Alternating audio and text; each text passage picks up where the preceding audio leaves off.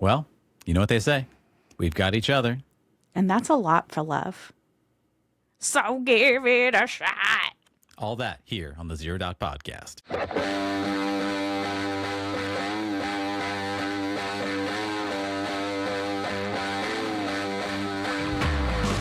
podcast for the quietly overwhelmed and the cautiously hopeful.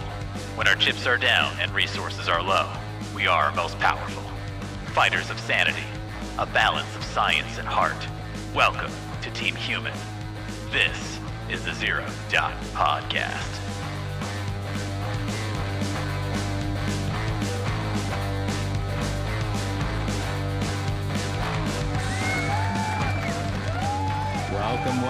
Welcome to the Zero Dot Podcast. I am your host, the one and only. Well, there's many of us, I think, about 8 billion of us on this planet. But I am Sam Kirk, your host today. And, well, sometimes you think you're alone. Sometimes you think you have nothing to offer to the universe. Sometimes you feel like you are in a log cabin in the woods screaming into the universe. But turns out you might not be alone. And today is one of those days where I do not think I'm alone. Oh, you are certainly not alone. Ah! But am I significant? Oh, yes. I think we all are significant. Okay. So we're going to retcon last week's episode and yeah, definitely say that we're significant. See, this is how this works here at the Zero Dot Podcast. We give you the goods, and if we make a retcon or a turn in the narrative or the story, you only know the deets if you follow every single episode.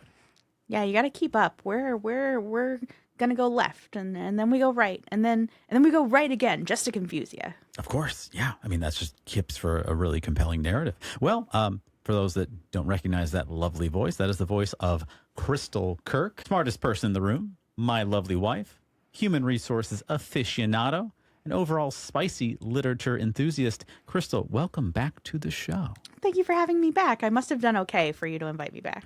You are... You've done more than okay. So you are not the first person who's had a second appearance on the show, but you are the first person to have had a second appearance on the show back to Spicy back. Oh my goodness. So that's pretty fantastic. Wow. I'm really honored. Well, you did a great job, and we enjoyed having you on the show. I enjoyed having you on the show, nepotism aside and all that other good stuff. That's fine. Yeah. Is it nepotism when it's husband and wife, or is it something else? Oh, no, it's still nepotism. I thought nepotism implied there was blood involved. You don't think there's blood involved? I mean, are we really going down that route? We are 3 minutes into this podcast, and we're already talking about that. All right, fair enough. Hey, look, we get into the spicy topics here at the Zero Dot Podcast. We don't shy away. We do not shy away. Before we get into today's episode, about being together, sustainability, and all that other good stuff. How are you doing? I'm doing good. It's getting hot.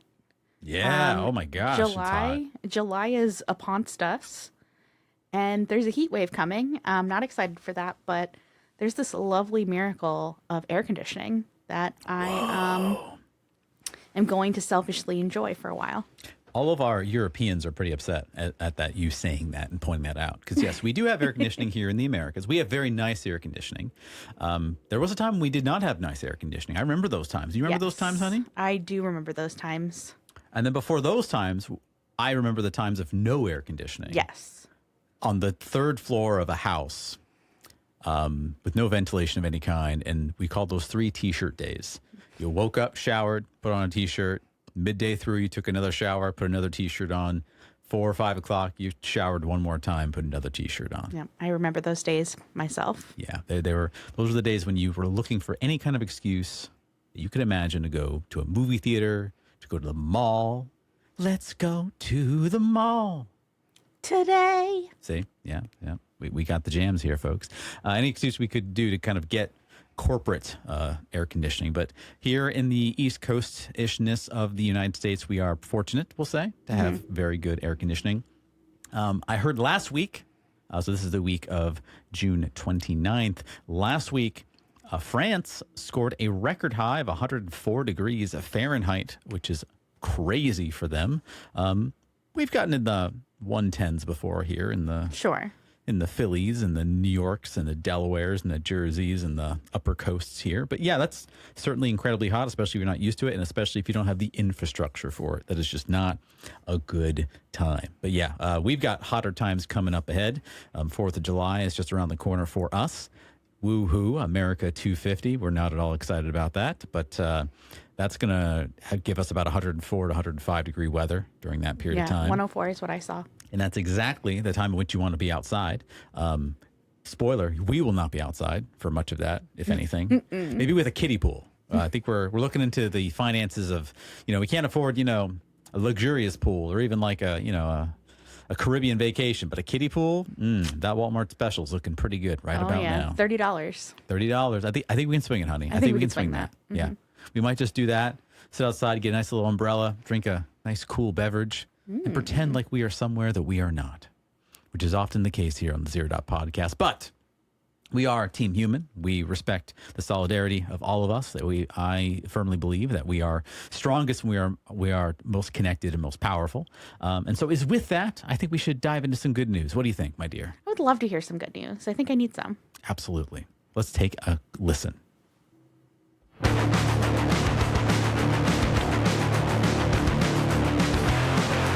This news comes to us from musicbusinessworldwide.com. Japan passes copyright reform giving performers and record companies royalties when recordings play in public, including overseas. This comes to us from June 19th by Mandy Doolagdug. The report was created by musicbusinessworldwide.com, giving us kind of some insight on new kind of logistics and trademark and copyright and rights laws as it pertains to the music industry, as it pertains to Japan. And Mandy writes here, quote, Japan has created a music right that will, for the first time, require performers and record companies to be paid when their recordings are played in public spaces, such as cafes, shops, hotels, and gyms. She writes, the country's parliament enacted a revised Copyright Act on Wednesday, June 17th, 2 days prior, introducing what the government calls the Record Performance and Communication Right. Until now, only songwriters, composers, and music publishers were paid when commercially released music was played as background music in Japanese venues. She says the performers and the labels behind those recordings received nothing for the public plays at home or overseas. So Japan's copyright framework separates authors' rights held by songwriters and composers from neighboring rights held by performers and record producers. The new measure adds a payment right for the neighboring rights holders when a commercial recording is played or transmitted in a public setting. It runs alongside the author's right, whose background music royalties are collected in Japan by JASRAC, or the Japanese Society for Rights of Authors, Composers, and Publishers. There's a bit more about this, but honey, this is kind of interesting because in the Americas, cafes and public venues, they get fined significantly if they play any kind of copyrighted music. But all the music goes to the owner of the music, which is usually the record label, the producer, the label of some kind. This is a distinction here where it's saying, hey, look, the label gets a cut of the music, as always has been the case. But now the rights owner of the original work, the creator, the artiste, as we say, they are also entitled to a cut. And it looks like this is being enacted for the first time here in Japan. And that's kind of cool. That's really interesting. I never really thought about how this is all broken down. I feel like it's like there's a lot of logistics to that, but I guess, it's really great that artists are being recognized and paid for their work. That's the most important thing here. Absolutely. I mean, when I worked in retail, worked in bartending, you were not allowed to play any kind of commercial music unless you had a license for it. And then some places I worked for either didn't know that or neglectfully just ignored it. They were making enough money. Who cares if they had a license for it? Because that stuff costs money. But yeah, by right and law here in the United States, playing any kind of commercial music, you have to have a license for that. If you're caught, red-handed, the label will come after you. But here, there's the distinction. You're right. It's about the creative. It's about the artiste themselves versus the label. And that's really cool. You probably know more about this than I do. I've only know drips and drabs, but like Taylor Swift has had such an uphill battle, and she's won many of these battles when it came to the rights of her music and her label. I mean, she re-recorded many of her albums and her songs because a different label owned the rights to her original recordings, and she couldn't get any of that back. So she had to re-record all that stuff. Yeah. And I think about that, and I think about, it's awesome that she came out victorious and was able to get her fans to rally behind that and buy her brand new recordings of the same exact songs. It's a nice story, but at the same time, the question should remain, why?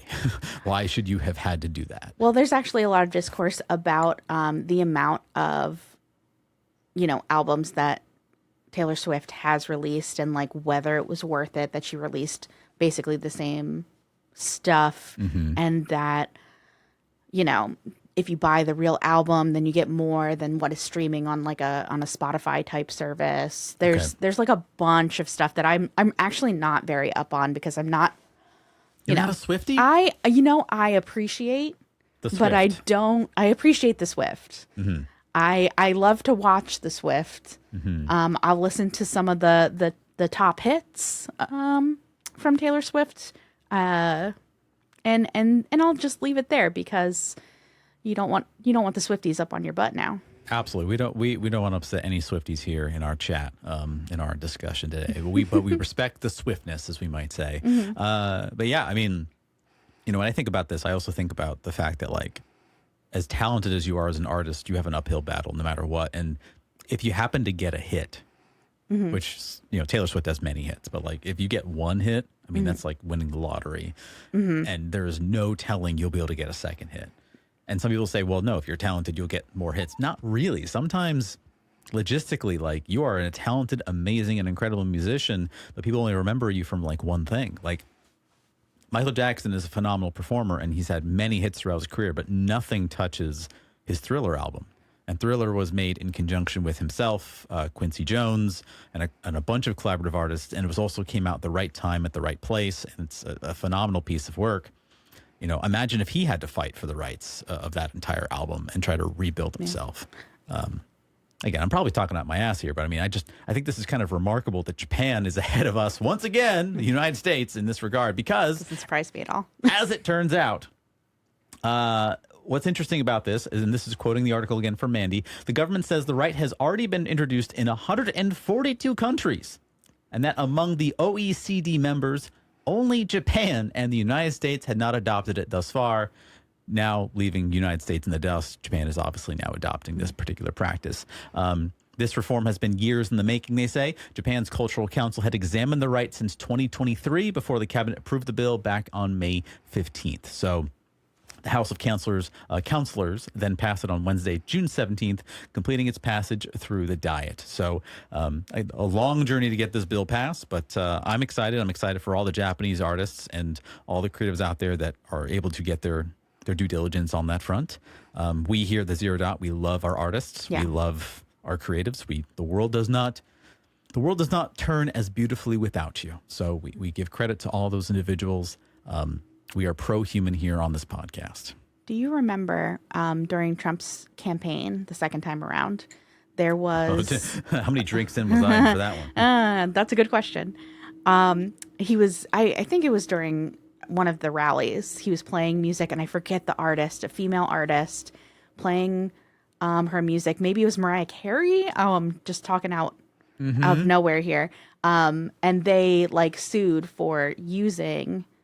that person's music. Sheryl Crow? No, it wasn't Sheryl Crow. I mean, I feel like Trump stole a lot of people's music, and a lot of people were like, hey, you can't use my music. But there was one specific female artist that, like, legit, maybe it was Celine Dion. Oh, that's... But somebody who, like, was very staunchly like, do not use my music at your rallies. I do not support you. And we stand a queen. I want to know the queen. So there's a ton of artists that have historically objected, but yes, you're right. Celine Dion.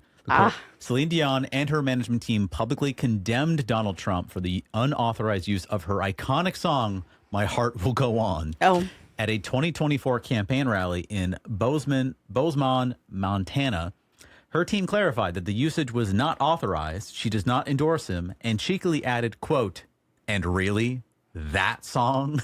Yo, we truly stand a queen because that is accurate information. Yeah. Why are you picking that song, dude? Seriously, I mean, the words we could say about the era that we are in, the times that we are in, is many, I suppose. And that's why we have a podcast about it. But yes, represent all of the artists that will that will be passionate about their work, how it is used, and are passionate about the rights that they should have for that work. I'm always a fan of that. When you create a thing, I don't think it's a very controversial thing to say you deserve the right to how that thing is distributed.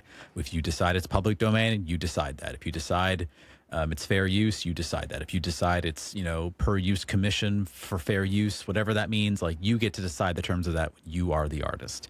And oftentimes artists are not allowed to, they don't feel they have that choice. Yeah. I mean, how many times do you hear the horror stories of bands or record labels, signing a contract they don't understand, and before they know it, they've signed away the rights to their entire catalog? Oh, yeah. Plenty of artists have been basically screwed over by that. Yeah, that was an awkward pause just because I was adjusting things on my sound table here. It keeps playing in the background, but there's no volume to it, and it was driving me nuts. Technology. We have a very premium work setup here in this podcast studio here. Very luxurious, state-of-the-art technology with dings and gadgets and graphs and little timers and stuff. And the machine in the back that goes bing. Bing. How expensive is that machine?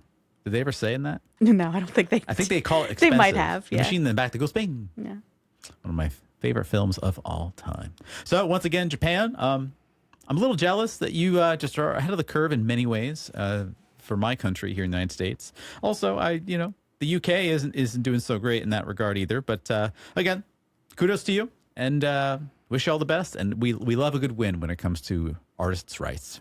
Well, is this the end of the podcast here? We've talked about all the good news, so. Yes, the joke that never dies. Correct. When we talk about the good news, that is the end of the podcast. You've been listening for 17 minutes or so. Yep, we're done. That's it. That's all people care about. Just that one thing. Yeah, once I've heard the good news, then I just turn it off. Damn. Kidding. Damn. Kidding. She's not kidding. Well, I suppose we have more things to talk about, don't we? Well, I guess we should maybe talk about some other stuff. Fair enough.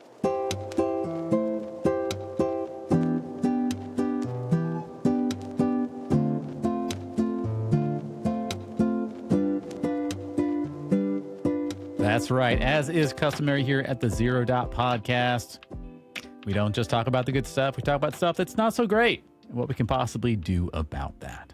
And this week's a little bit different. This week is a little more personal. This one is some not great news, but I'm choosing to see the silver lining out of it as it pertains to us here at the Zero Dot Podcast. For our listeners, you might have noticed that we have taken a summer little break here where we are broadcasting every other week. Fun news, our Patreon members are getting stuff every single week. They're getting a super secret project that's might get launched in the August, September, October timeframe. Who knows? But they're getting a sneak peek right now to what that super secret project is going to be. So if you want to check that out, more news later in the episode about how to join our Patreon and get access to that. But for everyone else, we've been launching bi-weekly for this summer season. And part of that has been due to some tragedy that has befallen my life, specifically your host, Sam Kirk. On June 19th, my dearest mother, Elizabeth Bradley Kirk, passed away from this world onto another. And yes, I am still here in the booth, and I'm still here talking with you all, having lovely conversations with all of you in the comments, all of you in the chat, our lovely guest host elegantly in presence as well. And I do so out of respect for my mother, out of a reverence for what she believed in, as well as, I believe that the most defiant thing we can do, the most rebellious thing we can do in life is to keep going on when the world tells us not to. My mother, Elizabeth Bradley Kirk, born 1948, passing on the year 2026. She passed away in the month of June, and she gave birth to two sons in June as well. So June is a very important month for us here at the Kirk family. One of the things I'll always remember about my mother is that she always called the shots. She dictated the rules of life that she lived by, and it drove all of us obedient servants insane, because we were trying to follow invisible rules of what the world wanted from us. And we thought, this is what the world wants us. Be nice, be here on time, do this, do that. And she would do a very gentle middle finger to all that and play a fiddle to her own music. I sometimes, when I listen to music that reminds me of her, I think of like the phrase, a waltz for Betsey. I feel like she was always dancing to a tune that was all her own. And in the same way she did that, she also called the shots regarding her own passing. She decided she was done with this particular version of life. She had enough of it. She was ready to go, and she went away peacefully. And when I think about that and I think about Mom, a lot of feelings come through. It's a very emotional time for a lot of people in my family, myself as well. What I think about most, though, is how to live this life in the most sustainable way possible. Because I hear it a lot in my leadership world, grind set, optimization, growth. And then I hear the other side of the fence where it's like, no, everything is fixed. These are the skills that you have when you're born. You must use your skills wisely, and then you die at some point. And I think both sides are a little bit wrong. And I think about Simon Sinek's discussion again about the infinite game of life. I think about many other social scientists who've talked about, finite and infinite games and so forth. And I think about sustainability and what we can do as human beings here to be more sustainable. And when I think of sustainability, actually, no, not when I think of it. When people often say the word sustainability, when people often say the word sustainability when it comes to life sciences and just leadership and, mental wealth and self-help and all that good stuff, someone from the woodwork often says that what you're actually saying when you say the word sustainability is you're saying phoning it in. You are saying, go the easy route, just do the least amount of work possible until you die, and that's not acceptable. And if there's one person in this room specifically who's taught me that that's not necessarily true, but rather it's not even healthy, it's our lovely guest and co-host here today, Crystal Kirk. So when I speak about sustainability, when I speak about the one side saying, all you're saying is phoning it in, and then the other side trying to argue the other side, what do you think about that? Hey, do you want longer, extended versions of the Zero Dot podcast available earlier on Mondays? Well, guess what? There's a way to do that. Go visit patreon.com/zero.media and enroll into Club Zero Dot to get access to extended versions of our episodes, longer, more raw, more fun times with the crew, earlier on Mondays where everyone else gets it on Wednesdays, while also getting sneak peeks on the off weeks for secret project Zero Dot Media is working on right now. For the easy cost of $3.99 or your local regional equivalent, you get access to all that and more. Plus, if you enroll into Patreon right now for that price, we will never raise your specific price once you roll into that particular price point. So it's the cheapest it will ever be for our wonderful early adopters. Come check us out at patreon.com/zero.media for more information. Oh, well, I heartily disagree with that assessment. First of all, sustainability in my mind, when it comes to your day-to-day life, at the very least, is about making sure that the present version of you can continue into the future version of you.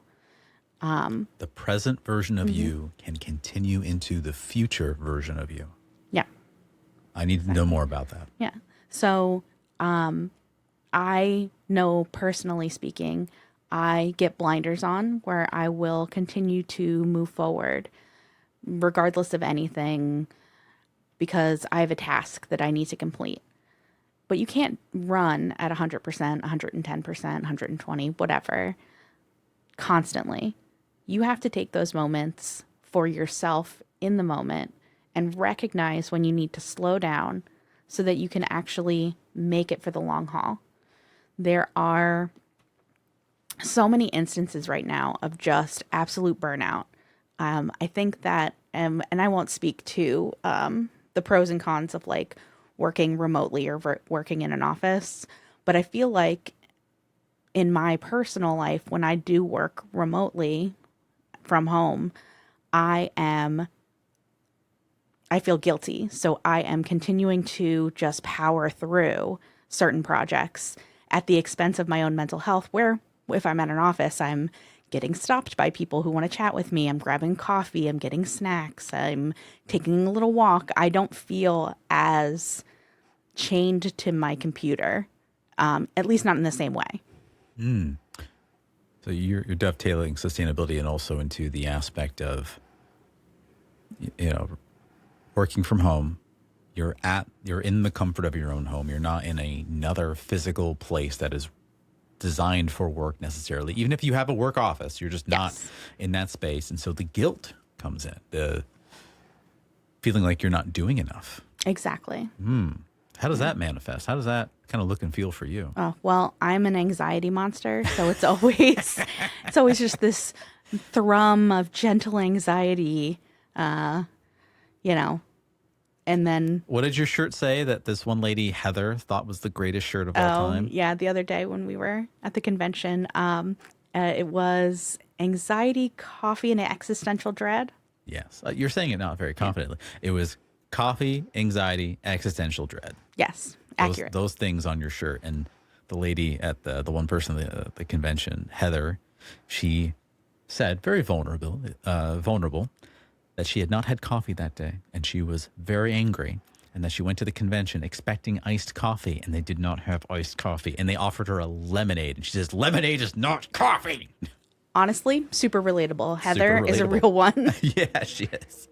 So I mean, working from home, you have all this anxiety. You feel like you're not doing enough. When you're in the office, you're getting bothered a lot, so you might be getting as much work done. Probably less work done, honestly. Maybe not.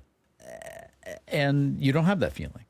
Yeah, because I'm available. I'm being seen. I'm being perceived. You're being perceived. Yeah, Do you think also it's part of the threshold theory of like, you step into a specific threshold for a very specific task, you're doing that task, and then when you step out of the threshold, you're no longer doing that task? I think that's also a big part of it. Because there's a working theory that like, in the world of knowledge work, we're really bad at measuring worth. In physical labor work, no, you do your quantity, you get your metrics done, you've done enough labor, you clock out for the day, and how much ever you got done is what you got commission off of, or whatever or even if you didn't working off commission, you're working off of hours in the day, you got to see the sweat on your brow, and you got to see the sun, come in and then set and all that good stuff. In knowledge work, it's really hard to quantify the worth of a worker who's doing knowledge work because it's complex work. Yes. And I'm forgetting the individual. I'll have to figure out how to cite it later. But basically, the phenomenon is something like this. Like, we figured out that it's really hard to quantify knowledge work. But at the very least, if we create a space for you to exist in, and we expect you to come in generally at about the same time and leave generally at the same amount of time, give or take 7, 8, 9, 10 hours, whatever that looks like. Some people work 12, some people work 16 hours, crazy. But, whatever that metric is, there'd be some days where you got, quote unquote, nothing done. You got nothing done. You didn't accomplish anything. You didn't move the needle. You didn't get anything really done. But you walked away with the satisfaction knowing you were working towards a complex problem and you made some kind of progress. Yeah. And you knew that, if Monday and Tuesday were worthless and then Wednesday, suddenly you made a breakthrough, you know that Monday and Tuesday were worth it to make it to the next day. And once you get to a remote work model, this becomes incredibly hard to track now because you're not in a physical space. So you don't have the satisfaction of going to a specific space to do a thing, then leaving that specific space out of that thing. You're working on a complex problem and your supervisors can't see you working on that complex problem because it's kind of in the brain. So they have to track every little thing you do and it feels like micromanaging. And then you get this sense that you're describing, this feeling of like, I'm not doing enough. Right. That's not fun. There's days where I physically know that I've done a lot of work. But there's not really that much to show for it because the work that I've done is very mental. It's very preparing for the next thing that I have to do that I might not get done until next week because it's a large project. Yeah. Yeah. That has to be, it's going to be really aggravating. And yet you find ways to sustain yourself. Using the word. By taking those days where you're not doing as much to sort of reset yourself, reorganize, go back to basics, do the 101s of things, so that you're prepared and ready for those times that you do have to hustle, to put out fires, to jump from thing to thing. How do you do that? It's hard. It's hard. Yeah. It's hard to first be aware enough to stop yourself. But it's something that we practice, you know. Awareness is the first step. It really is. Like taking the moment to recognize the small signs that you're about to break. Yeah. Mm-hmm. You kind of have to. This is not a healthy thing to say, and I wish our friend John was here to tell me if this is right or not, but I kind of feel like everyone needs to have a one, not breakdown moment, but a moment of like truly reaching what failure looks and feels like, so that way they are awareness of, okay, that's the line. Mm-hmm. And some people develop like a PTSD protection about that, like never get close to it. But like if you can develop an awareness like, okay, what got me to that line? What made me cross that line? What are the steps I can do to make sure I never break that line? And then I come in, the social scientist leadership guy, and I go, okay, that's cool. How can we make sure we don't even get anywhere close to that line? Like, don't even push next to it. Don't even like kiss your lips to it. Get so far away from that line that you never even come close to that, and develop systems around that. Yet at the same time, when you start having conversations of that and I start talking about sustainability, people go, oh, well, you're not pushing the needle hard enough. We're not meeting our goals enough. And then some project manager comes in and says, hey, we have specific goals we have for this quarter, and this is going to drive down all the goals that I've made. And all it really is someone else made promises to someone else that I have nothing to do with. But yet, because they made those promises, everyone else is getting screwed over because of it. And as I think about sustainability, I think about expectations. Mm-hmm. I think about the expectations that are on all of us, that are on me, that are on you, that are on everyone, from family, from friends to work life and otherwise. And I think about the people who do a really good job of navigating that, in the sense that they just don't seem to care what expectations people have on them. Mm-hmm. In some ways, they're sociopaths, because you have to care a little bit about what the outside world thinks about you, just a little bit. Because if you really didn't care what people thought, that's a very dangerous cocktail. That's something else. But balancing that, of caring just a little bit what people think, but also being free to push off and disappoint people, knowing that what you're doing is good enough, without sounding like an asshole, because it's very easy to sound like an asshole, right? If you're that guy who says no and rejects people's expectations of them, it's. I don't think that's a position you've ever been able to find yourself like comfortably in. No, certainly not. But there is a sense of balance there. So like you're protecting yourself while still maintaining those expectations that whether somebody else is setting them for you or you're setting them for yourself. It's all about, always, everything's about balance. Balance, moderation, in moderation. What? Small plug for a content creator we like. Ian, also known as, Liam, the Plant Slant. He has a podcast called In Moderation. Mm-hmm. We love the Plant Slant. He's a great Instagrammer, YouTuber, TikToker, I suppose, debunking horrible nutritional myths that people have that are all goons, in my opinion. So go check that individual out. We love that individual. And when you do, make sure to look for the bean. Beans. The bean. Because he's sponsored by Big Bean. I think he wants to be sponsored. He wants to. He is actually. He got sponsored. Oh, he did? Oh, good for Leah. By not the Big Bean, but like a local beanery. Adorable. Love that. And they gave him a check for $5. And he says, look, I want you to know, I'm doing this not for the money, because this cardboard check costs more than the actual money the check is worth.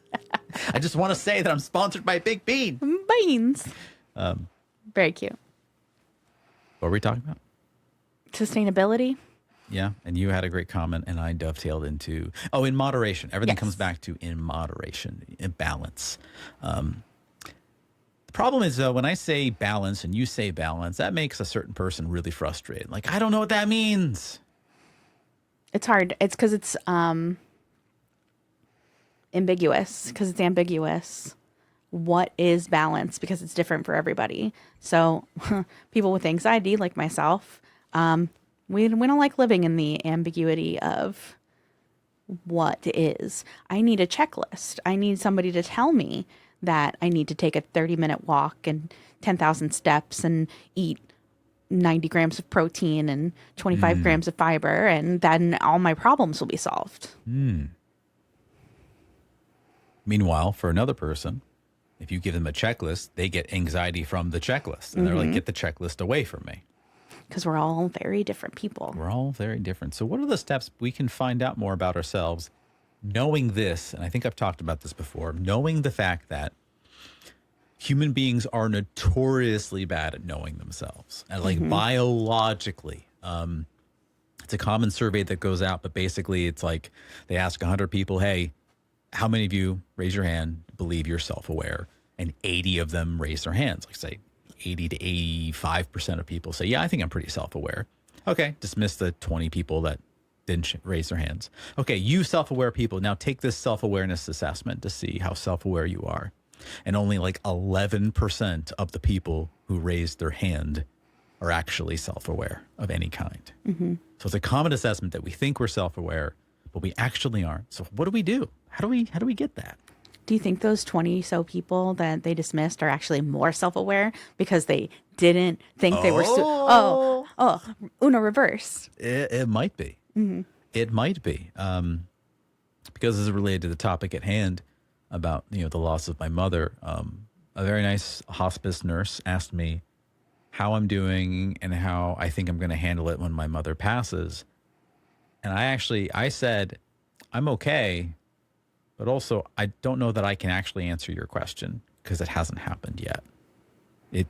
I don't know what that feeling is going to be like. I feel prepared for it, but you never are. Like if you take everything as is, as it comes to you, I don't think you can truly ever know how you're going to react and how you're going to feel about things. And so you're right. I think those 20 people, there's a chance those 20 people that left could have been more self-aware than we gave them credit for. Yeah. Who knows? How are you feeling now? How am I feeling now? The hospice nurse wanted to know how you would feel. How are you feeling now? All of the emotions, and all of the emotions is like a waveform that keeps cascading and changing. And there's grief, and there's sadness, and there's love.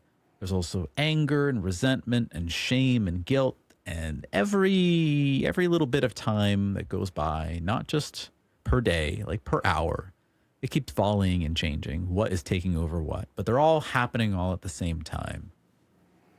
But I keep reminding myself of the gratitude that I have for the life that I was able to live, thanks to my lovely mother, because she is my biological mother. She gave birth to me. I would not exist without her. You would not have a lovely husband. Hopefully I'm a lovely husband without her. And I focus on gratitude and the missing her and the sadness to try to cancel out the other stuff. Because it's a complex thing. Zero Dot members don't know this, but my upbringing was a little complex. My relationship with my mother is a little bit complex. So there's a lot of things in that stew, as we say. That was very self-aware of you. Was it? Also, a complex relationship with your parent. What? Who would have thought? Do I have mommy or daddy issues? That should be the plot of the next movie. Oh, that's very reductive. We all have parental issues. How do we find out more about ourselves? I'm a big enemy of the self-help industry. I'm a staunch enemy of that. Knowing that my work is very Venn diagram close next to it. Because the self-help industry basically says, what you're doing is not enough. Read this book, take this course, focus on this one guru. They'll teach you all you need to know. Here's the 5 steps. Here's the 10 steps. Here's all you got to do. Follow this framework. And it's helpful until it's not helpful. And then there's no other recourse. And so one of two things happens. You bury the hole even harder. You double down. You buy the 2nd course, the 3rd course, the 5th course. You buy the 10th book from this same person. You're not understanding the material enough. It's your fault. Or you go, you know what? You're the wrong guru. Let me find a different guru. And it goes around and around and around and around. And they're all just jerking each other off, these self-help guys. And plus, the word self-help is ridiculous. If it's self-help, you shouldn't need anything. You shouldn't need to read a book. You shouldn't need to rely on anything. It's self-help. Yet that's the source that a lot of people go to try to, quote unquote, find themselves. So what I often say to people is it's the opposite of that. It's not about you hunkering down by yourself. It's developing a network of colleagues, friends, people that you trust who have hindsight behind you, that can look behind you, and they can also look out for your blind spots. Like, hey, Sam, you're doing that thing again. Oh, sorry, my bad. Like if I'm doing something, they know to look out for it, or they take care of me when I'm falling apart, and they pick up the pieces for me. That's self-awareness in some capacity. I often say self-awareness is helpful up into a limit, because at a certain point, it's you're not going to get any kind of, it's a diminished return. You're not going to get much out of that output. Going to the self-help books, I would say that I've read a handful to varying degrees of, helpfulness. Not very helpful, but, Very helpful. not very helpful. But, Girl Wash Your Face was really big when I was coming up in college, and The Subtle Art of Not Giving a Fuck, and 4-Hour Work Week. And some of them are kind of a scam, where they're just kind of being like, hey, guess what I did? You could totally do what I did. And I'll tell you how. And then it's just not relatable in any sense. Like, it just doesn't make sense for your life. And then there's some where it'll teach you to think about something in a slightly different way, especially if that person's a motivational writer. There's things, I wouldn't say that I've ever read a self-help book that has completely changed my perspective on anything, but there's always times when you're talking to somebody and you just see that light bulb moment and you're like, oh, I never thought about it like that. And I think that is helpful for people. There's a bell curve of people that it would be helpful for and not helpful for. Here's a question for you. Do you think there is more self-help information, as in information we could use to help improve ourselves, in fiction than there is in nonfiction? I would say it depends. The answer is it depends, because it depends on what you're looking for. In fiction, there's a lot of character work that I think is really, really helpful. I think I've learned a lot from different characters and their motivations and their experiences, more than I've learned from definitely a self-help book. But then again, I've read a lot of Mary Roach, who just takes one subject and dives right into it. And I find a lot of my annoying little facts that I sometimes just kind of like neurodivergently spit out in the middle of a conversation. To be, also fun and helpful at parties. Yeah, I mean, pop culture references are great. We love that bathos, right? Yeah. I think I've often said, and I still pretty much agree with myself on this one, I think there is more self-help to be had in the fiction and the art that we consume than the actual social sciences. No, sorry. The actual self-help stuff that we might consume. Right. Social sciences I'm a big fan of, because it's actually scientists on the ground doing research, doing trials, asking, doing double-blind tests of some kind and getting large swaths of data and saying, here's the observations we have from that. And that can either reinforce our understanding of how the brain works or not. I'm a big fan of that. I think the stories that we hear and read and watch do a better job informing us of ourselves than some of this self-help stuff. I know you're not the biggest fan of this, but I mean, with Catcher in the Rye by J.D. Salinger, Holden Caulfield, I saw quite a bit of myself in that book when I was reading it in God, how old was I? 11 maybe? Holden Caulfield's 16 or 18 in that book.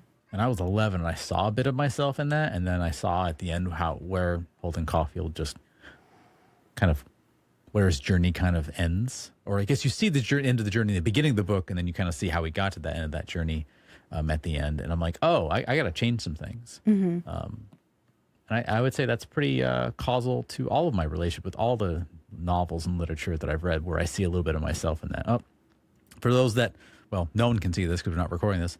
We have a third guest here by the name of Doomithy Binks, our cat, and he is jumping all over the studio today. He's demanding attention. He's demanding attention. He just hung out on his cat stool that we have for him, and then he didn't like that, so then he jumped on top of Crystal's chair, and then didn't like that, and now he's left the room. He might come back a little bit later.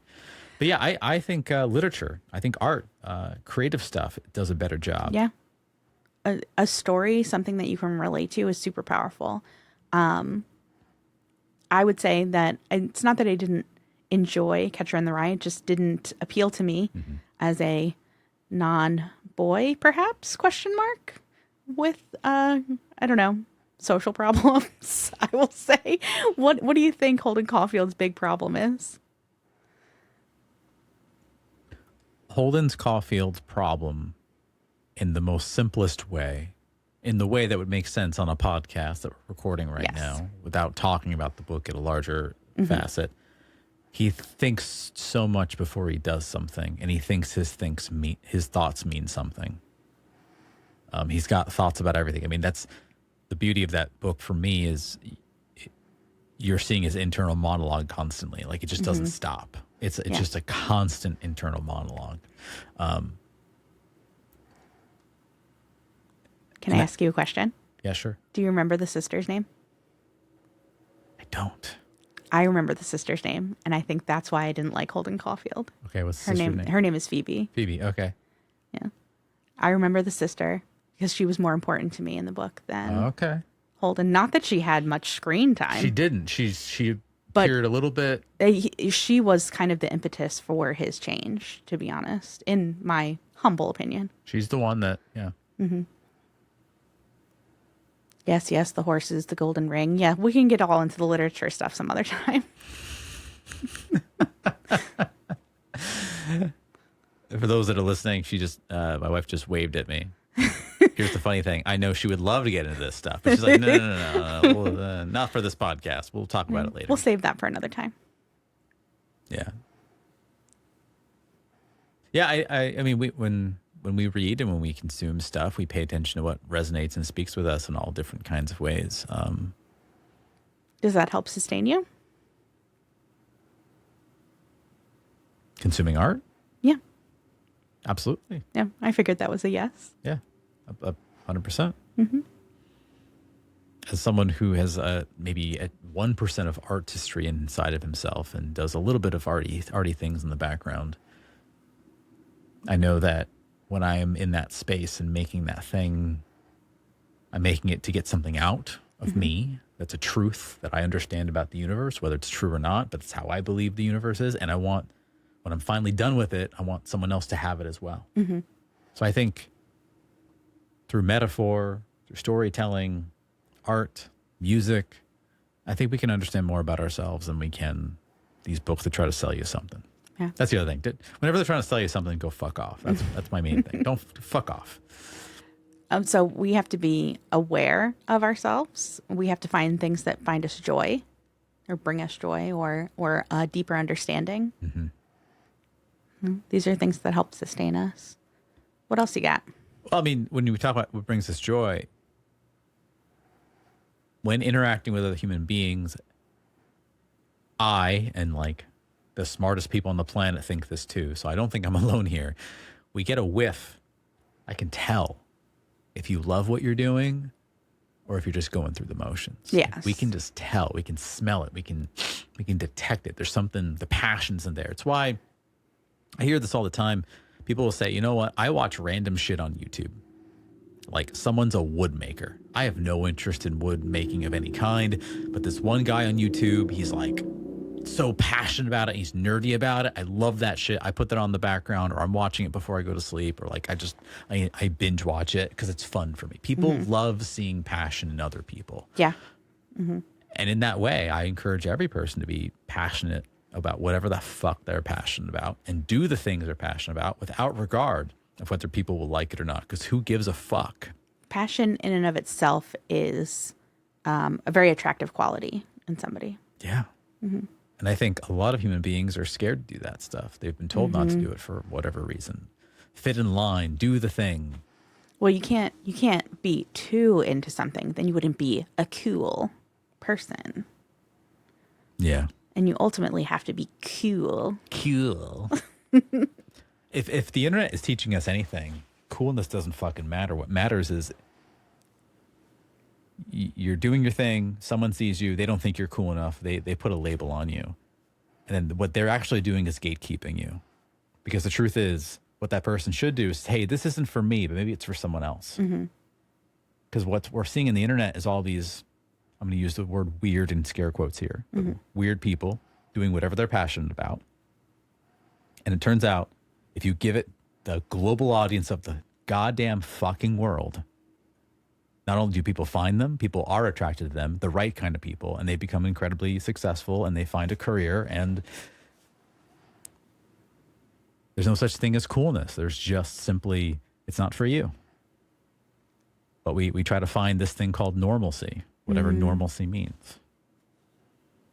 Dead silence. What is normal? I don't know. Do you know? No. No. But I mean, that's I'll say I've dabbled in trying a little too hard and being normal earlier on. Yeah. I'm a lot better at that than I was 20 years ago. Does normal just translate to average, or? I mean, that's a very common thing to say. It's just average. It's just middle of the road. I was talking to my father, not to admonish him at all, but he was saying that one of his goals in life, based on his upbringing and his value systems, was to be as invisible as possible.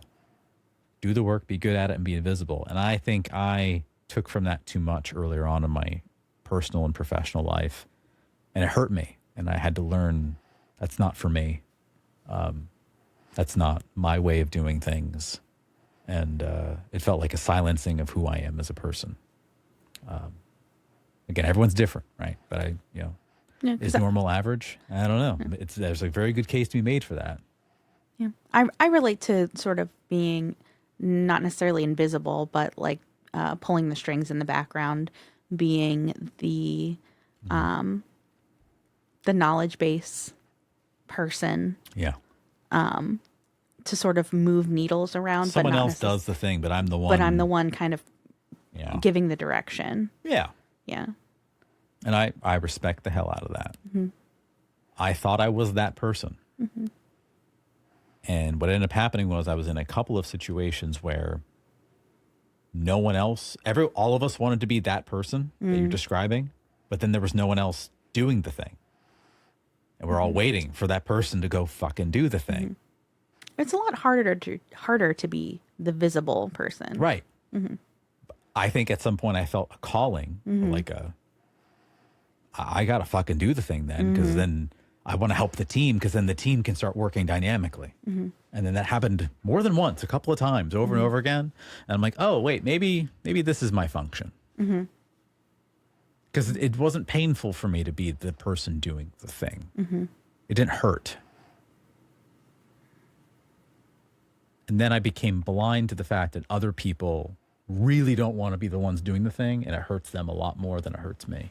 I don't know if what I'm saying is making any sense. Or no, not. Yeah, it makes sense. It's like I said, it's hard to be the one that's visible. It's the person who's got to take the accountability for things if they go wrong. It is, it's definitely a skill. And I think that you embody that very well, but you also have the skills of the behind the scenes person. So it's kind of like a double whammy of like, you understand the back end and now you're doing the front. That's interesting. Yeah. The Zero Doubt Podcast is made possible thanks to our lovely patrons, David Rivera, God of Grunts, Aid, JP, William Kirk, and Robert Restant, our amazing, incredible wonderful humans who've supported Zero Dot Podcast since the very beginning, and we couldn't be ever more grateful for their wonderful contributions. Thank you so much to our Patreon supporters for making this show possible.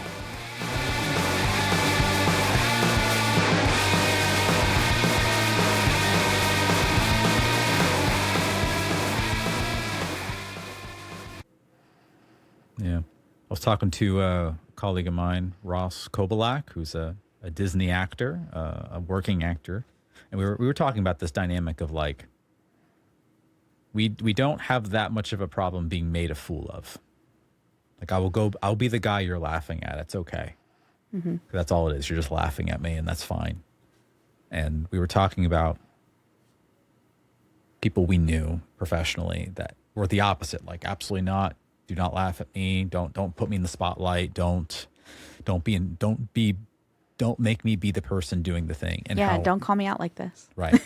And Ross and I kind of shared solidarity and like learning like we have a blind spot because we literally don't feel the pain, anxiety, frustration that they might be feeling in that moment. Mm. And that's totally fine. Like, meanwhile, I appreciate the compliment about being able to work behind the scenes. You know, I think I am pretty good at flexing between the two. But I do feel in my vulnerable moments that no one else is listening to on this lovely podcast that's being broadcast across Spotify and everywhere else. Keep it a secret. Don't tell anybody. This is our secret, guys. I think in the real deep divey moments where like real deep knowledge work is required and like real intelligence is required, and I feel like I'm going over my head on that, I feel like an absolute idiot and I'm ashamed. Oh, wow. I feel stupid. I feel like I should be smarter and I'm not. Mm-hmm.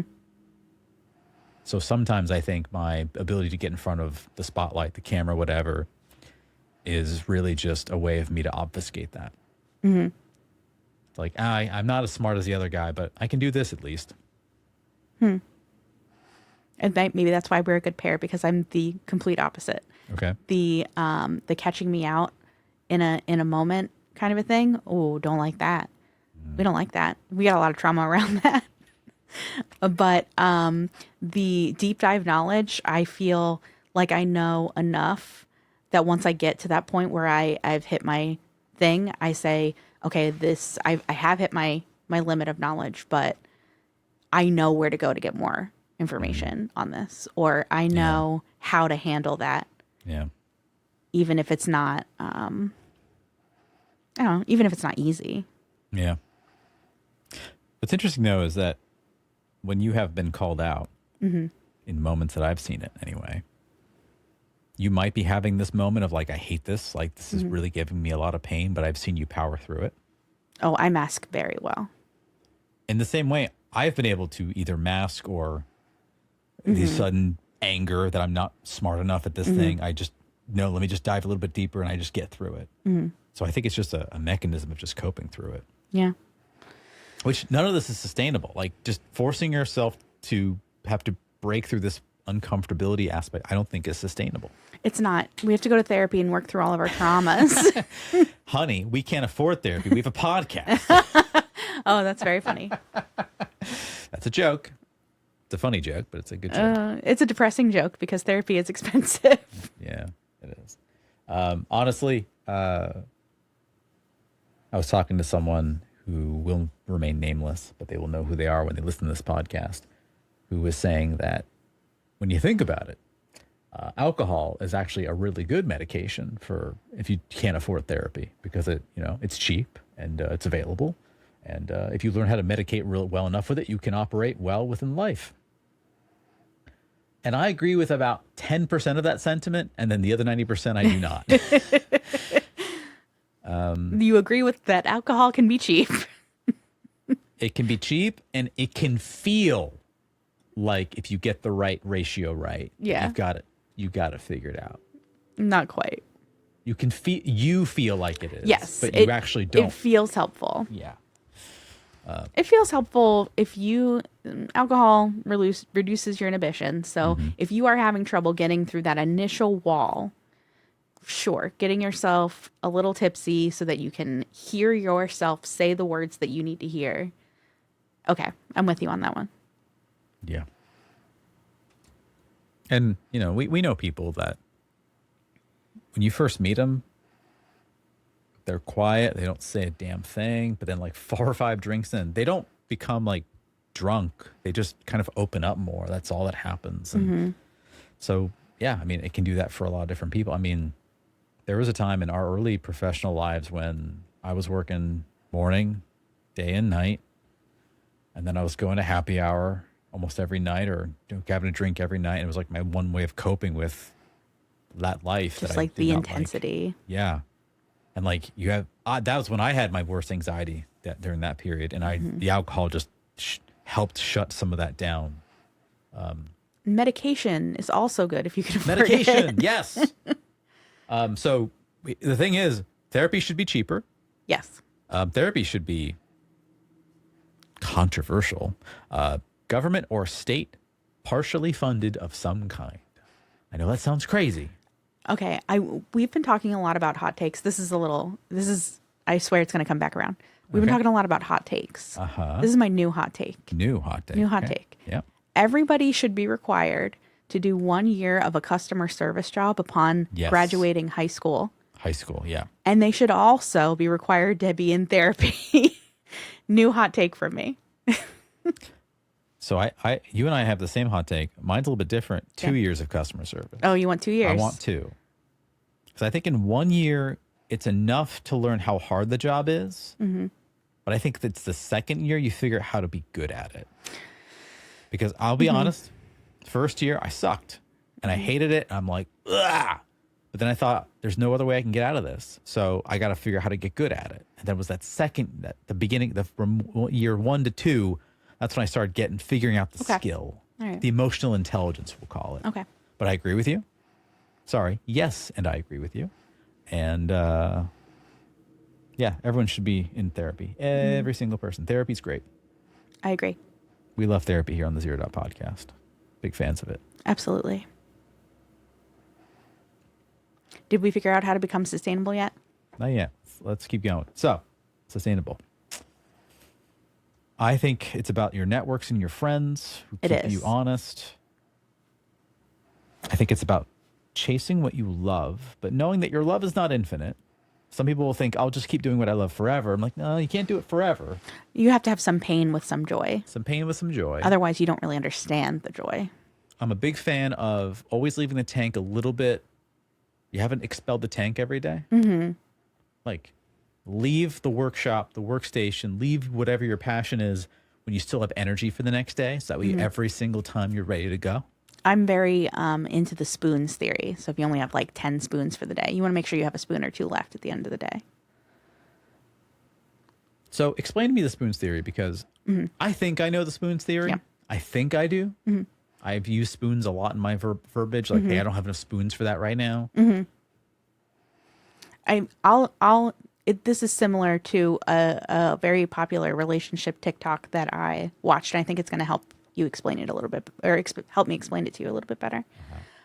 So the husband and the wife in this TikTok, they come to each other at the end of their day and they both say a number. And, she'll say 5 and he'll say 2. And they can determine based on how high or low their number is together, like how much effort they have for the rest of the day. If it's like cleaning the house, or who's cooking dinner, or like if this is just we're going to order a pizza and watch TV. And I think that translates well to the spoons theory of like, I have only so many things of effort that I can expend today. And being really self-aware helps you figure out, how many spoons you might have for the day and when you've reached your limit. Okay. Does that help? It does. So here's where I struggle. The way my energy works, like shortly after waking up, maybe 45 minutes in, my first cup of coffee, I feel that my energy levels, I get max all day until it's not at some determined amount of time. Okay. So I, myself, talk about knowing yourself. I know about myself that like, I've done this 40 years now. that I know that I feel like I'm doing great and I got a ton of spoons, using your analogy, but I can't rely on that because how I'm feeling and how I think my energy output does not commiserate to how much energy I actually have. I think that is really common. And that comes back to our thing of self-awareness of you need to sit and examine that for yourself and notice those cues that are you burning spoons or using up your spoons. I think that that's a really difficult thing to do, especially if you are like a very goal-oriented person and you're like, I'm getting all my tasks done and I'm getting that little dopamine hit of I've completed a thing. And yes, sometimes you'll sit there and you'll be like, oh, I used too many of my spoons. I don't even have, I'm negative spoons right now. It's not like I've never had that feeling. Yeah. But you need to sort of figure out when that is, like what triggers are happening for you to recognize when that is. Yeah. I mean, one of the things I rely on is physicalness. So like, yes, you need to stand and walk around a lot. yeah. So if I am sitting for too long, it's a big drain. If I'm standing for too long, it's a drain. I need the mix of the two. I need to be moving, standing, moving, keep myself kind of shifting between positions a lot. I wouldn't call myself fidgety. You're not fidgety. I'm not fidgety at all. But when I'm describing like, you're more restless than fidgety. yeah, If that makes any sense. Yeah. It's not really like an aggravated thing. It's more like an animation. Like when your brain is going, you also need to be like pacing or something sometimes. Yeah. Like I went to see this play and we had an intermission. I stand up every time whenever there's any kind of break, stand up, stretch, I walk. I got to get that out because if not, I'll be feeling some kind of way. But there's a physical aspect, being aware of that. There's a lot of little things I pay attention to guess at how much energy I have. And It's always a guess. It's a guess. I'm doing the best I can. That's all we ask is that you do the best you can. But it really feels like by the time I wake up, 45 minutes in, my energy's at max, and then it stays at max all day until it suddenly isn't max and it just down. Now, that might be what's interesting about that is that we've talked about this. I'm very good at sleeping. Yes, you are. I'm a very good sleeper. I don't Very have a problem jealous. sleeping. We could talk about that all day, but that might be a correlation there with could that, be. in the sense that I feel that constancy with my body and my energy up until I suddenly don't. And it's evening, I gotta go, done. I'll say for me, I can do small tasks from like, say like I start work at 9. I really only get like an hour or two of like actual work done. A lot of my morning is like a lot of setup, a lot of catching up with people, making sure that we're all on the same page on things. But when I get to like 1:30 to like 3:30, my output is crazy. Like I'm getting stuff done. I'm sending emails. I'm bouncing from thing to thing. So I have this like really amazing like 120% that I do from like 1:30 to like 3:30 or 4. Interesting. And if you, and that can last for a long time. You'll call me sometimes, and it'll be like 6 o'clock, and I'll be like, "Ooh, sorry, I didn't even realize what time it was," because I was really working on this one project, and you never know how long that spike's going to be. But I've really I've really honed myself into a lot of prep work in the morning, and then a lot of like focus work in the afternoon. The time in which I feel that sense of like I could work on this forever and just time gets lost, it's earlier. It's like, assuming, let's say I'm up at 7 in the morning, I'm logging off on the work at 8. The real work doesn't start till 10. Like 10:30 to like 11:30 or 12, maybe 12:30 max. Once I hit 1 o'clock, I'm already thinking dinner. I'm thinking how I'm going to get ready for the end of my day. I'm going to think about what I can get done before the next day. Like I'm already sunsetting my day by the time I hit like 1 o'clock.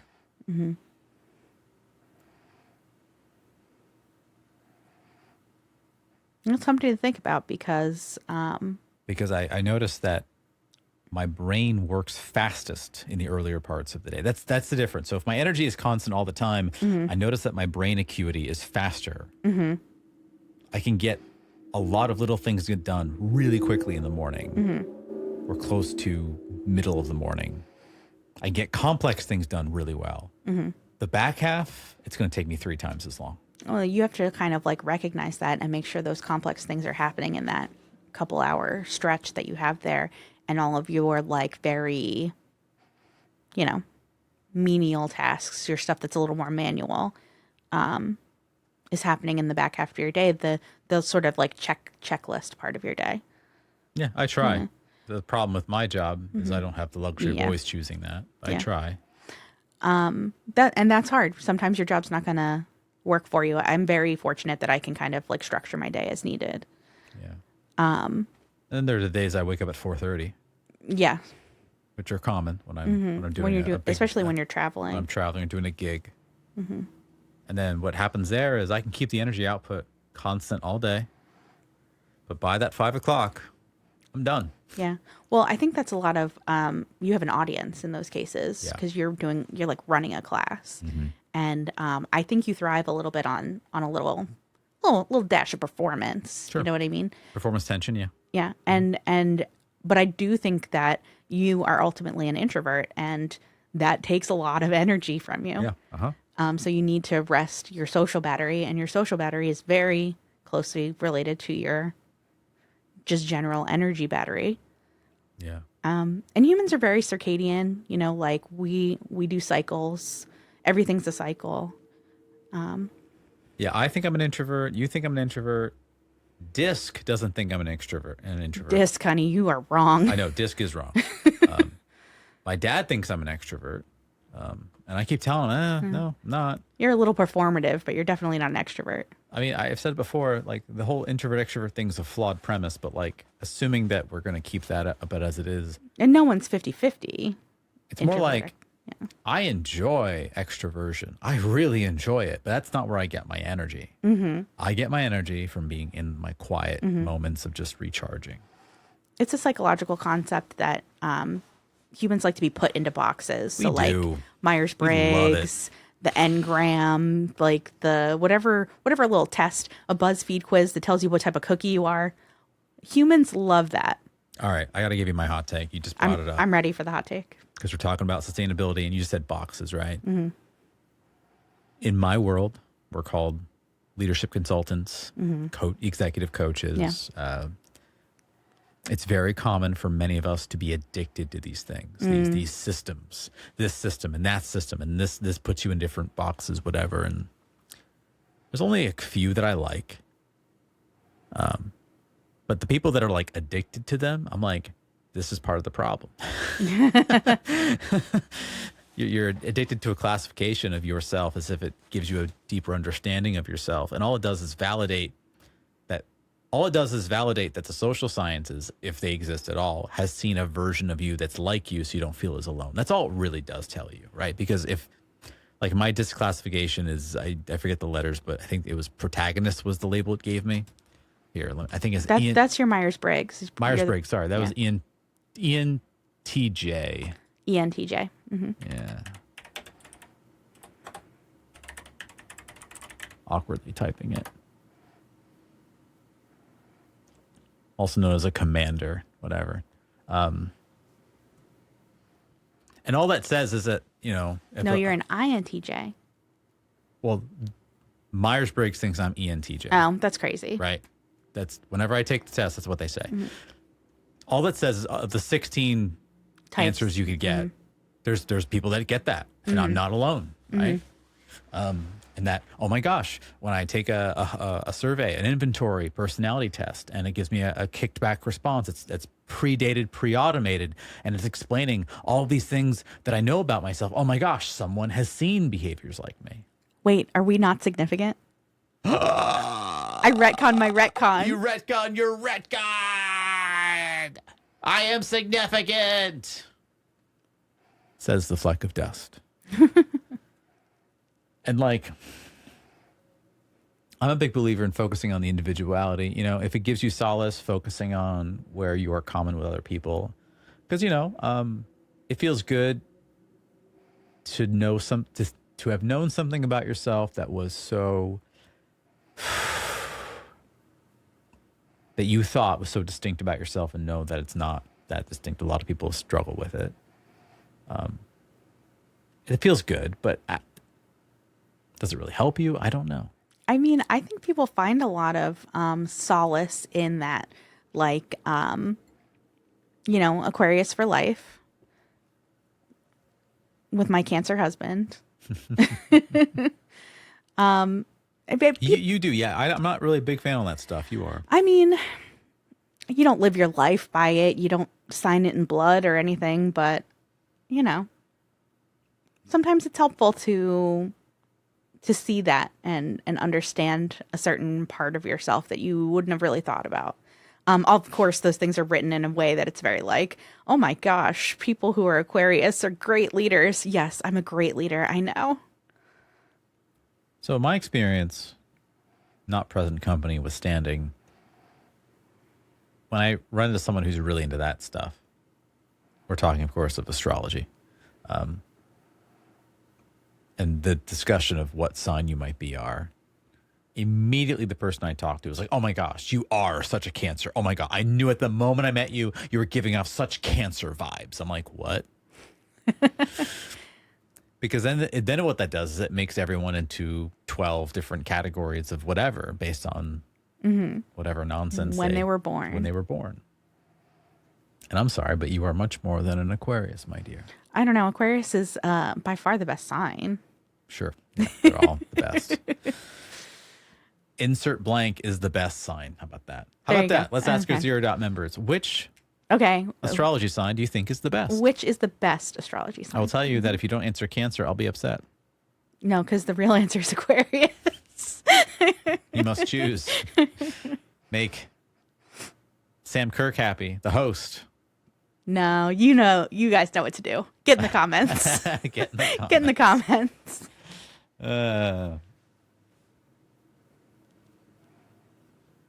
But yeah, boxes. I mean, I drives me nuts. It drives me nuts that we crave that stuff. And I know that it can be helpful.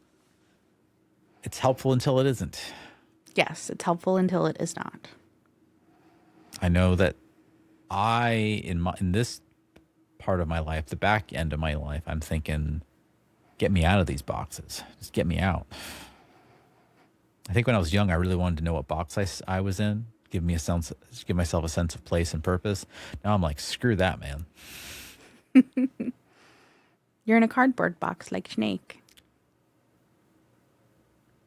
What's in the box? Hey. What's in the box? Hey, what's in the box? God, what's his name? Oh my God, my brain is dying. MGS3, hold on.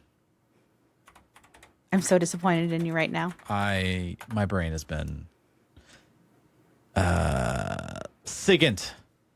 You got to call SIGINT when you get the cardboard box in MGS3, and Snake does a fantastic monologue about how great the cardboard box is. Fantastic. I didn't know that. Oh, you weren't there for that? I don't think so. If I was not in this world. Okay. All right. So this is a Are you going to do the dramatic reading for us? I'm going to try. So okay, I'm ready. We just saw the wonderful David Hayter, and I feel awful doing his voice, but I will do my best. So Sigint says, Snake, what are you doing? And so what happens is the Snake is calling Sigint from inside of a cardboard box. Mm-hmm. So you call him. You're in the cardboard box. You call him. Sigint says, Snake, what are you doing? And Snake says, I'm in a box. A cardboard box? Why are you? I don't know. I was just looking at it, and suddenly I got this irresistible urge to get inside. No, not an urge. More than that. It was my destiny to be in here. In the box. Destiny? Yeah. And then when I put it on, I suddenly got this feeling of inner peace. I can't put into words. I feel safe. Like this is where I was meant to be. Like I'd found the key to true happiness. Does that make any sense? Not even a little. You should come inside the box. You'll know what I mean. Man, I don't want to know what you meant. Between you and paramedic, is everyone but me this hooked up with the Major Strange? Yeah, well, anyway, I suppose even that dumbass box might make a decent disguise if you wear it inside a building or something. That was a lovely snake impression, first Thank of all. you. That was lovely. Also, he figured out how to be sustainable. In MGS3, get inside a box. Yes. Get inside the box. Box is we're getting to Patreon section territory. But yes, the box in the video game Metal Gear Solid 3 Snake Eater is the third game in the Metal Gear Solid series, but the fifth game in the major Metal Gear series. The cardboard box is a major fun item that you use to sneak around in, and things you can do in that box are crazy. Like in MGS1, I remember you want to get the one, Sniper Wolf has wolves, and you can get them to pee on your box. If you get them to pee on your box, then the wolves won't attack you when you have the box on because they'll recognize their scent. Yeah, okay. That's totally how wolves act. Yep. In MGS2, you want to there's two boxes you can get in the first section, the tanker. You get a dry box and a wet box. Ah. And if you have a wet box in a dry building, they'll think you're suspicious. And if you have a dry box outside and during the rain, they think you're being suspicious. I do love the complexity of that. It's very funny. And then I think there are three. No, I think there's just like five. I could be wrong. Between 3 and 5 boxes in MGS 3 that take you all around Shagohod, not Shagohod, Selenoyarsk, the Groznygrad, the base that it's all in. Man, my brain is fried. Anyway, it's all about being in a box to be sustainable. There you go. I think we figured it out. We figured it out. That's it. That's the everything. David Hayter and Hideo Kojima knew it all.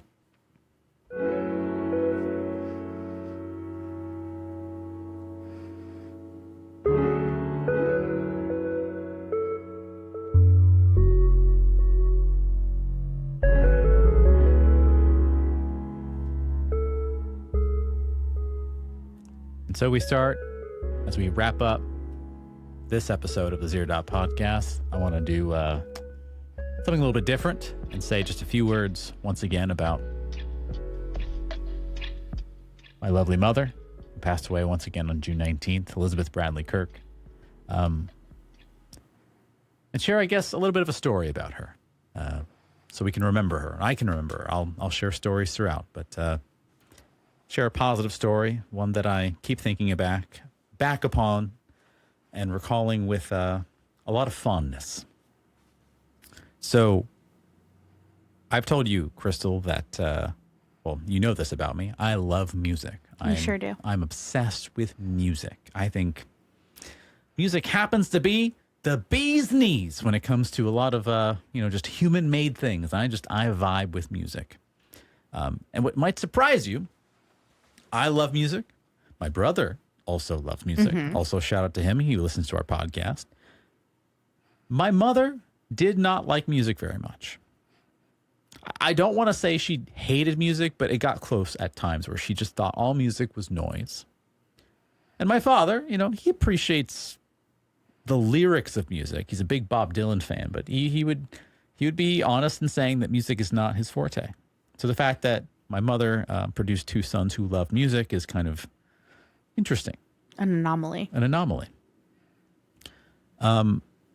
But I'm bringing this up because my mom really did not like music. She wasn't a big fan of it. There was a couple tunes that she could know the words to if the right time came to it from her childhood. But for the most part,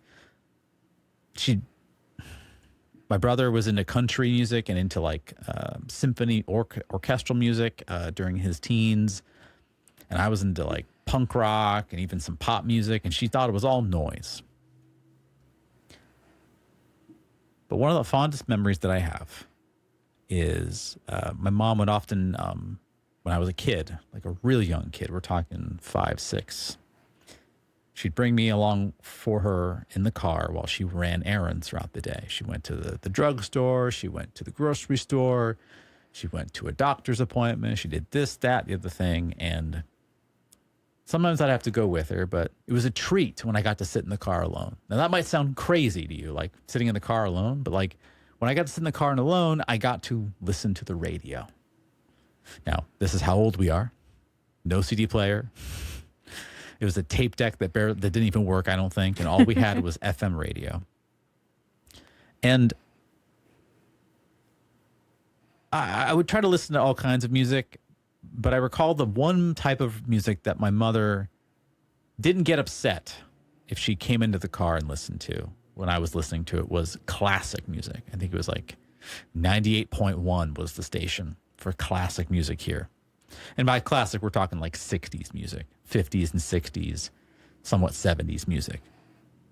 So I would try to, if it was a quick trip, pop in like that station.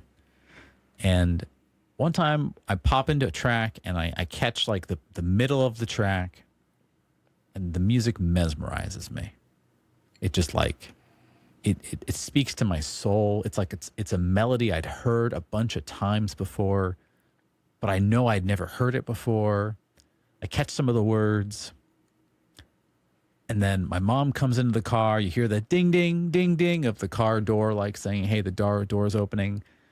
The song's transitioning out, doing the fade out. The DJ doesn't even say what that song was before getting to the next song. And I'm like, Mom, what was that song? What was that song? She said, what was that song? I'm trying to hum to her what the song was. And I think I know what the melody is, and I hum it to her, and I think I say a couple of words from it. And she didn't really recognize it. She says, I don't know what song that is. And I'm like, God damn it. I don't think I said God damn it. I was 5 or 6, but I was like, I was frustrated. And I kept obsessing over the song over and over and over again, the song that I loved, you know.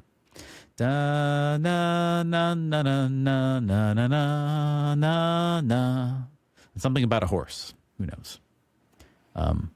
I love that song, and I never heard it again. Never knew what the title was. Never ran into it ever again. I forgot about it. And then years later, on my 10th birthday, my mom hands me kind of a preliminary birthday gift. And it's this flat, square piece of paper thing. It's like in an envelope of some kind. And I cut it open, and I open it up, and it's a vinyl. You know, my dad had a massive vinyl collection. Brother had a couple vinyls. My brother was more into CDs and tapes. Here's a vinyl, and it had the words America on it. I'm like, America? What the fuck's America? And Mom said, flip over the back. And I flip over the back, and I'm like, I saw a track there. Wait, The Horse with No Name. Wait, do I know that song? And she started humming the melody that I hummed to her exactly once. I'm like, oh my God, it's the song. And for those of you that are listening, you know the song is The Horse with No Name by America. Classic, amazing, incredible song. And we popped into the vinyl, and I listened to it, and it was the song. And I was amazed by the fact that my mom remembered this song. But I'm more amazed by this. She didn't like music. At least she said she wasn't privy to it. When I say she didn't like music, anytime any kind of music was on, she'd say, turn it down, or turn it off. She didn't want to hear it. She'd even say the words, it's just all noise. It was very rare for her to say that was pretty music. For someone like her to have remembered the melody that I hummed to her and some of the words, and she didn't recognize what it was, but then she recited it in her head. And then at some point went to a clerk, a music store clerk, and hummed to them the melody that I said and the words. And they pointed her to the album of America, self-titled. And the track was The Horse with No Name. That's truly remarkable. It speaks about what people can do when they truly love someone. Yeah, it really does. And as I've been in the car, whenever I've had to drive, I literally just pop in that one song and I play it on loop forever, over and over and over again. It's a great song. Recommend it. I hope we don't get demonetized. We probably will. Who cares? But I I hope to share more stories about her in that regard. But we had a complex relationship, but the moments in which Mom really loved her sons and loved her family and did, what we might call acts of service, it really meant a lot. Yeah. It's a beautiful story. Thank you. Thanks, Mom. To moms everywhere. Yeah. Well, that has been another wonderful, amazing, fantastic episode of the Zero Dot Podcast. And I couldn't have done it without you, honey. Oh, thanks for having me back. It's always a pleasure. Folks, if you want to know where you can tune into us, well, first of all, how are you listening to us otherwise? But you know where we are. We are everywhere where podcasts are found. But if you need a link, it's literally called the zero.podcast.com. That's a website you can go to. You can check us out on Apple Podcasts, Amazon Music, Spotify, everywhere where podcasts are broadcasted. We are there. Can't wait to see you next week when we dive into our next topic. And folks, if I don't see you until then, stay human.